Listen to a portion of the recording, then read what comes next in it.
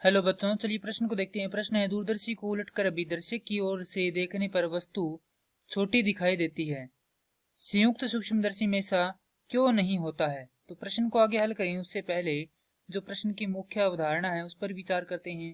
तो इस प्रश्न के लिए जो मुख्य अवधारणा है वह हो जाएगी संयुक्त सूक्ष्मदर्शी की आवर्धन क्षमता का।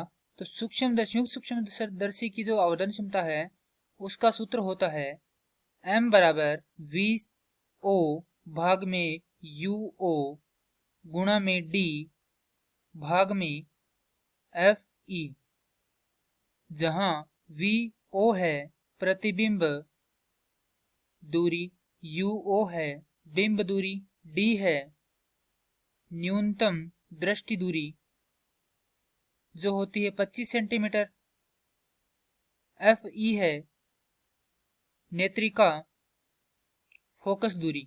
अब यदि हम यहाँ पर देखें जो यू ओ का मान है वह क्या होता है, लगभग बराबर होता है एफ ओ के, क्योंकि यहाँ पर जो एफ ओ है वह क्या है, अभिदर्शक लेंस की क्या है, फोकस दूरी है। क्योंकि हम क्या कर देंगे यहाँ पर दूरदर्शी को, माफ कीजिए, क्योंकि यहाँ पर जो सूक्ष्मदर्शी है उसका ये अभिदर्शक लेंस होगा की फोकस दूरी होगी, और जो वस्तु है उसकी दूरी और अभिदर्शक लेंस की दूरी क्या होगी, बहुत कम होगी। इसीलिए यहाँ पर हम लिख सकते हैं कि m बराबर वी शून्य माफ कीजिए वी ओ भाग में एफ ओ गुणा में डी बटा में एफ ई।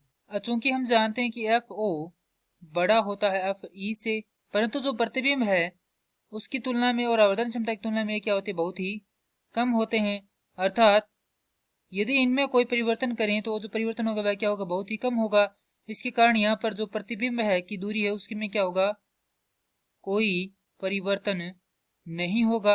यदि प्रतिबिंब में अगर यहाँ पर कोई परिवर्तन नहीं होगा तो हमारे पास जो आवर्धन क्षमता है वह भी, उसमें भी क्या होगा, कोई परिवर्तन नहीं होगा।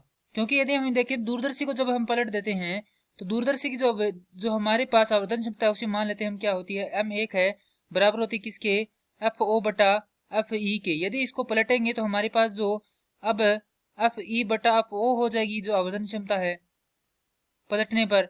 तो यदि हम यहाँ पर जो आवर्धक माफ कीजिए अभिदर्शक लेंस है उसकी जो फोकस दूरी उसको बढ़ाएंगे तो हमारे पास यहाँ पर आवर्धन क्षमता क्या होगी, कम होगी। इसी कारण क्या होगी, वस्तु हमें छोटी दिखाई देगी। परंतु सूक्ष्मदर्शी में हम यहाँ पर यदि इन दोनों में परिवर्तन करें तो वह परिवर्तन क्या होगा, कोई प्रभाव किस पर नहीं होगा, प्रतिबिंब पर नहीं होगा, जिसके कारण यहाँ पर जो हमारे पास आवर्धन क्षमता है उस पर कोई प्रभाव नहीं होगा, और इसीलिए यहाँ पर सूक्ष्मदर्शी में ऐसा कोई प्रभाव हमें देखने को नहीं मिलता है। यही हमारे प्रश्न का उत्तर है। मैं आशा करता हूँ कि यह प्रश्न आपको समझ में आया होगा। धन्यवाद।